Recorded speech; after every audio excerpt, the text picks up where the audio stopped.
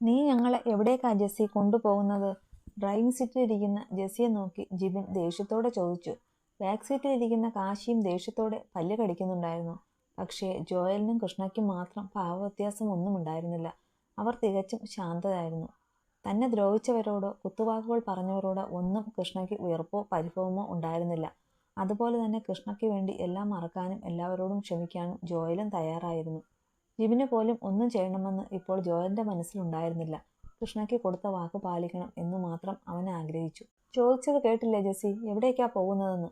ജോബിൻ വീണ്ടും അവളോട് ചോദിച്ചു. പറയാം. അത്രമാത്രം പറഞ്ഞുകൊണ്ട് ജെസ്സി ഡ്രൈവിംഗിൽ ശ്രദ്ധിച്ചു. കുറച്ചു നേരത്തെ യാത്രയ്ക്കൊടുവിൽ അവരുടെ വാഹനം ഒരു ഒഴിഞ്ഞ പ്രദേശത്തേക്ക് എത്തി. തികച്ചും പ്രകൃതിരമണീയമായ മനോഹരമായ ഒരു സ്ഥലത്തേക്ക്. ജോയലിന്റെ നെഞ്ച് തലവെച്ച് ചാഞ്ഞിരുന്നുകൊണ്ട് കൃഷ്ണ പുറം കാഴ്ചകൾ ആസ്വദിച്ചു. പോകും വഴി കാണുന്ന നിറയെ പൂക്കളാൽ മൂടപ്പെട്ട വലിയ വലിയ മരങ്ങളും ശാന്തമായി ഒഴുകുന്ന ആറിനെ മുറിച്ചു കടക്കുന്ന കൂറ്റൻ പാലവും എല്ലാം അവൾ കൗതുകത്തോടെ വീക്ഷിച്ചു.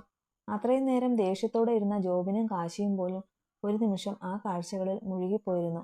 അവിടെ നിന്ന് കുറച്ച് മുന്നോട്ടെത്തിയതും വാര്യത്തി മന എന്ന മരപ്പലകയിൽ കൊത്തിവെച്ചിരിക്കുന്ന ഒരു വലിയ മതിൽക്കെട്ടിനുള്ളിലേക്ക് ജെസ്സി വണ്ടി കയറ്റി നിർത്തി. വഴികളിൽ കണ്ടതുപോലെ നിറയെ മരങ്ങളും ചെടികളും എല്ലാം നിറഞ്ഞ ശാന്തമായ അന്തരീക്ഷമുള്ളൊരിടം. എല്ലാവരും സംശയത്തോടെ മുന്നിലേക്ക് നോക്കി. അത്യാവശ്യം നല്ല വലിപ്പമുള്ള ഒരു മനയാണത്. അതിനോട് ചേർന്ന് മറ്റൊരു വലിയ കെട്ടിടം കൂടി നിർമ്മിച്ചിട്ടുണ്ട്. ആ ഭാഗത്ത് അവിടെവിടെയായി യൂണിഫോം പോലെ നീല നിറത്തിലെ സാരി ഉടുത്ത കുറച്ച് സ്ത്രീകൾ നിൽക്കുന്നതും നടന്നു നീങ്ങുന്നതും കാണാം. അവരെ കൂടാതെ കുറച്ചധികം ആളുകൾ മരങ്ങളുടെ ചുവട്ടിലെയും മുറ്റത്തുമൊക്കെയായി നിൽപ്പുണ്ട്. ഇതേതാ സ്ഥലം? നീ എന്തിനാ ഞങ്ങളെ ഇങ്ങോട്ട് കൊണ്ടുവന്നത്? എല്ലാം പറയാം. ഇപ്പോൾ നിങ്ങൾ ഇറങ്ങ്. ജോബിന്റെ ചോദ്യത്തിന് അത്രമാത്രം പറഞ്ഞുകൊണ്ട് ജെസ്സി ഡോർ തുറന്ന് പുറത്തേക്കിറങ്ങി. അവൾക്ക് പുറകെ ബാക്കിയുള്ളവരും ഇറങ്ങി. എന്താ ജെസ്സി ഇതൊക്കെ? നീ എന്താ ഞങ്ങളെ പൊട്ടം കളിപ്പിക്കുകയാണോ? കാശി ദേഷ്യത്തോടെ അവൾക്ക് നേരെ ശബ്ദമുയർത്തി.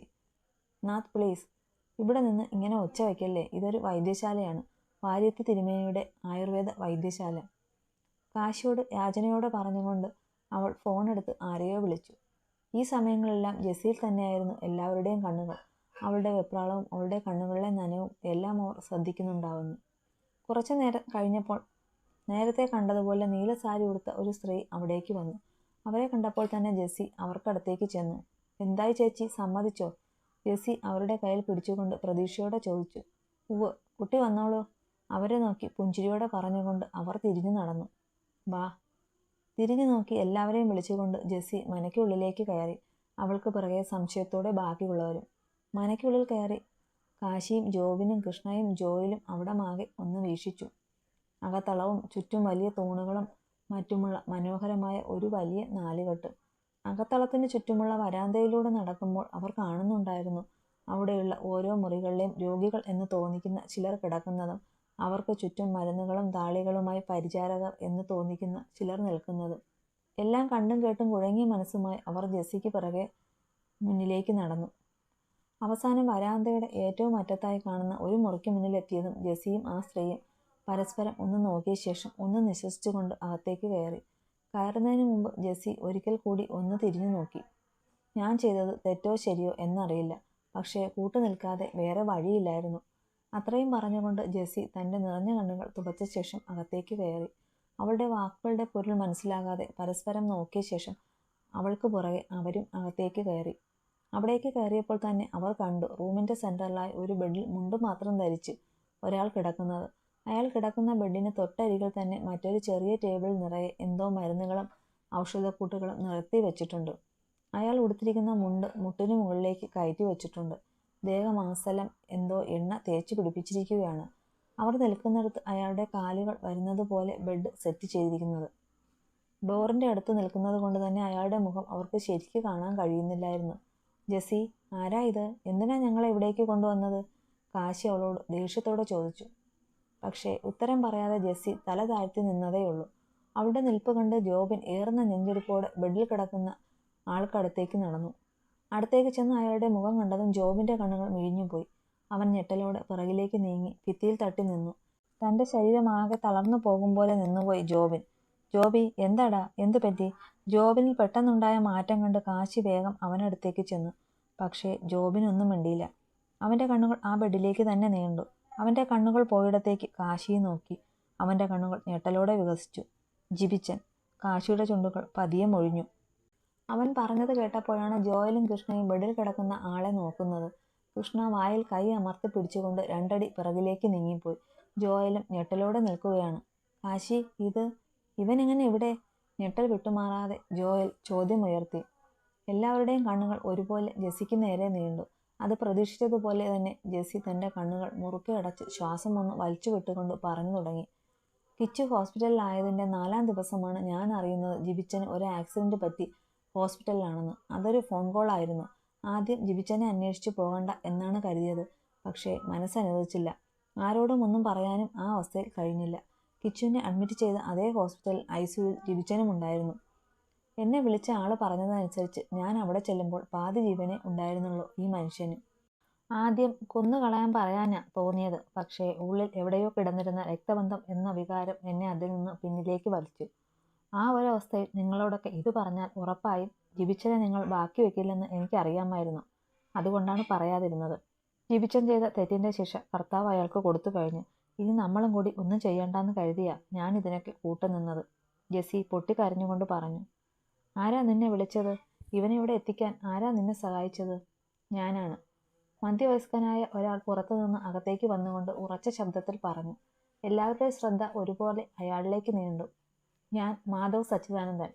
അയാൾ അവർക്ക് മുന്നിലേക്ക് ചെന്നു നിന്നുകൊണ്ട് പറഞ്ഞു. എല്ലാവരും അയാളെ സംശയത്തോടെ നോക്കി. ജെസ്സി മാത്രം തലകുനിച്ചു നിന്നു. സംശയിക്കേണ്ട, ഞാനാ ജിബിനെ ഇവിടേക്ക് കൊണ്ടുവന്നത്. ഇവിടെ മാത്രമല്ല, അന്ന് ഇയാളെ ഹോസ്പിറ്റലിൽ എത്തിച്ചതും ജെസ്സിയെ വിവരമറിയിച്ചതും എല്ലാം ഞാനാണ്. അയാൾ ഒരു പുഞ്ചിരിയോടെ പറഞ്ഞു. എന്നിട്ടും എല്ലാവരിലും നിറഞ്ഞു നിന്നത് സംശയമായിരുന്നു. അത് മനസ്സിലാക്കിയത് കൊണ്ട് തന്നെ മാധവ് അവരോട് നടന്ന കാര്യങ്ങൾ പറഞ്ഞു തുടങ്ങി. ജിബിന് ആക്സിഡന്റ് പറ്റിയത് എൻ്റെ കാർ തട്ടിയിട്ടാണ്. ഞാൻ തന്നെയാണ് അയാളെ ഹോസ്പിറ്റലിൽ എത്തിച്ചത്. ഹോസ്പിറ്റലിൽ എത്തിക്കുമ്പോൾ ഇയാളെ രക്ഷിക്കാൻ കഴിയുമെന്ന് എനിക്കൊരു വിശ്വാസവും ഉണ്ടായിരുന്നില്ല. 4 ദിവസം ഒന്നിലും പ്രതികരിക്കാതെ ഇയാൾ ആ ഹോസ്പിറ്റൽ കിടക്കയിൽ കിടന്നു. പക്ഷേ ദൈവാനുഗ്രഹം കൊണ്ട് ഇയാളുടെ ജീവൻ തിരിച്ചു കിട്ടി. പക്ഷേ ഇയാൾ ആരാണെന്നോ എവിടെയുള്ളതാണെന്നോ ഒന്നും എനിക്കറിയില്ലായിരുന്നു.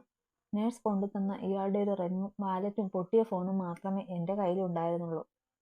ഫോൺ ഓണാക്കി നോക്കി. ഡിസ്പ്ലേ ഏറെക്കുറെ പൊട്ടിപ്പോയിരുന്നു. അതുകൊണ്ട് തന്നെ സ്ക്രീനിലുള്ളതൊക്കെ കാണാൻ നല്ല ബുദ്ധിമുട്ടായിരുന്നു. എങ്കിലും കോൾ ലോഗ് എടുത്തു നോക്കി. ഒന്നും വ്യക്തമായി കാണാൻ കഴിയാത്തത് കൊണ്ട് ആദ്യം കിടന്ന നമ്പറിൽ വിളിച്ചു. അപ്പോഴാണ് ജെസ്സിയെ കിട്ടുന്നത്. ജെസ്സി വന്ന് കണ്ടു. പക്ഷേ അയാളുടെ ഉത്തരവാദിത്തം ഏറ്റെടുക്കില്ലെന്ന് ഈ കുട്ടി കട്ടായം പറഞ്ഞു. ഏതെങ്കിലും തെരുവിൽ ഉപേക്ഷിക്കാനാ എന്നോട് ആദ്യം പറഞ്ഞത്. പിന്നീട് കാര്യങ്ങൾ ചോദിച്ചപ്പോഴാണ് ജെസ്സി കൃഷ്ണയോടും ജിബിൻ ചെയ്ത തെറ്റിനെക്കുറിച്ച് പറഞ്ഞത്. പിച്ചായന്മാരോ കാശിനാഥോ അറിഞ്ഞാൽ ജിബിനെ കൊന്നു കളയുമെന്നും പറഞ്ഞു. പിന്നെ വേറെ വഴിയില്ലാത്തത് കൊണ്ട് ഇയാളുടെ ഉത്തരവാദിത്തം ഞാൻ തന്നെ ഏറ്റെടുത്തു. ശേഷം ഇങ്ങോട്ട് കൊണ്ടുവന്നു. മാധവ് പറഞ്ഞു നിർത്തി. എല്ലാം കേട്ടു കഴിഞ്ഞിട്ടും ആർക്കും മാറ്റമൊന്നും ഉണ്ടായില്ല. ഇത് ജിബിൻ അർഹിക്കുന്നുവെന്ന് എല്ലാവരും നോവോടെ ഓർത്തു. ഇവിടെ എങ്ങനെയാണ് ഇവനെ എത്തിച്ചത്? കൂടെ നിൽക്കാൻ ബന്ധുക്കളും മറ്റും ആവശ്യം വരില്ലേ? ജോബിൻ സംശയത്തോടെ ചോദിച്ചു. ജെസ്സിയിലേക്ക് കണ്ണുകൾ നീളുകയും ചെയ്തു. വേണ്ടി വരുമായിരുന്നു. പക്ഷേ വേണ്ട. മാധവ് പുഞ്ചിരിയോടെ പറഞ്ഞു. എന്തുകൊണ്ട്? അടുത്ത ചോദ്യം കാശിയുടേതായിരുന്നു. ഇത് എൻ്റെ അച്ഛൻ വാര്യത്ത് സച്ചിദാനന്ദൻ തിരുമേനിയുടെ വൈദ്യശാലയാണ്. ഞാൻ ഇവിടുത്തെ ഡോക്ടർ. അപ്പോൾ ഇയാൾക്ക് ഒരു ബൈസ്റ്റാൻഡറിന്റെ ആവശ്യമില്ലെന്ന് എനിക്ക് തോന്നി. മാധവ് പുഞ്ചിരി നിലനിർത്തിക്കൊണ്ട് തന്നെ പറഞ്ഞു. ജെസ്സി അപ്പോഴും തലകുനിച്ച് നിന്നതേയുള്ളൂ.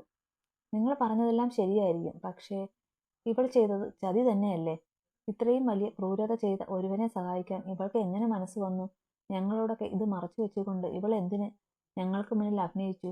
അതിന്റെ ഉത്തരം എനിക്ക് കിട്ടണം. കിട്ടിയേ മതിയാവൂ. ജെസ്സിക്കരികിലേക്ക് പാഞ്ഞു ചെന്നുകൊണ്ട് കാശി പറഞ്ഞു.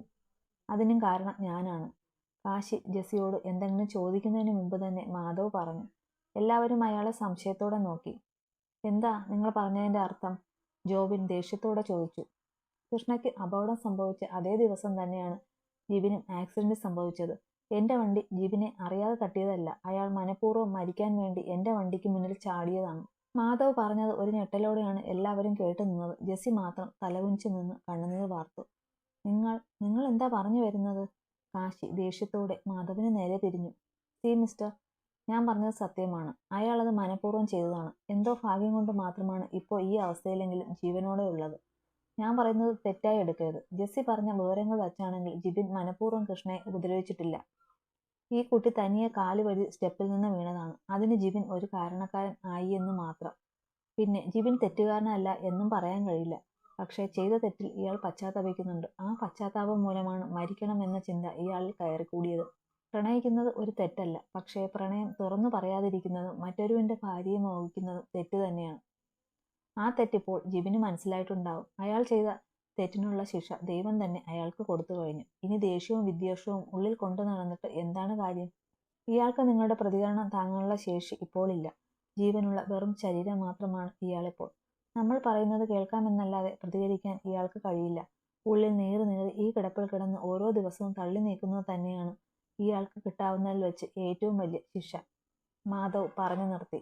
എല്ലാവരും വല്ലാത്തൊരവസ്ഥയിൽ നിന്നു പോയി. ആർക്കും ഒന്നും പറയാനുണ്ടായിരുന്നില്ല. കൃഷ്ണ ജിബിനെ ഒന്ന് നോക്കി. ബെഡിൽ കിടക്കുന്നത് ജിബിൻ എന്ന വ്യക്തിയുടെ നിഴലാണെന്ന് തോന്നിപ്പോയി അവൾക്ക്. അത്രയും വലിയ മാറ്റം അവനിൽ സംഭവിച്ചിരിക്കുന്നു. അവളുടെ കാലുകൾ പതിയെ അവനരികിലേക്ക് ചലിച്ചു. ബെഡിലിരിക്കുന്ന അവന്റെ ചലനമറ്റ വലം കൈ വിരലുകളിൽ അവൾ തന്റെ വിരലുകൾ കോർത്തു പിടിച്ചു. പിന്നെ മുട്ടുകുത്തി നിലത്തേക്കിരുന്നു കൊണ്ട് അവന്റെ കാതിനരികിലേക്ക് തന്റെ മുഖം ചേർത്തു.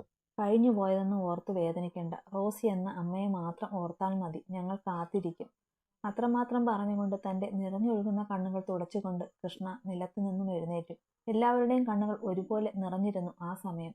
അവളുടെ വാക്കുകൾ തന്റെ കർണപടത്തിൽ പതിച്ചതും ജിബിന്റെ അടഞ്ഞ കൺപോളകളിൽ നിന്നും കണ്ണുനീർ തുള്ളികൾ ചാലിട്ടൊഴുകി. എല്ലാവരും അതൊരു വേദനയോടെ നോക്കി നിന്നു. ഇവനെ ഞങ്ങളുടെ പഴയ ജിബിച്ചനായി തിരികെ തരാൻ കഴിയുമോ ഡോക്ടർക്ക്? മാധവിന്റെ കൈകൾ കൂട്ടിപ്പിടിച്ച് ജോയൽ പ്രതീക്ഷയോടെ ചോദിച്ചു. തീർച്ചയായും. മാധവ് അവന് വാക്കുകൊടുത്തു. അയാളുടെ വാക്കിനെ വിശ്വസിച്ചുകൊണ്ട് ജിബിൻ തിരിച്ചു വരുമെന്ന പ്രതീക്ഷയോടെ ശാന്തമായ മനസ്സുമായി അവരാ മനയുടെ പടിയിറങ്ങി.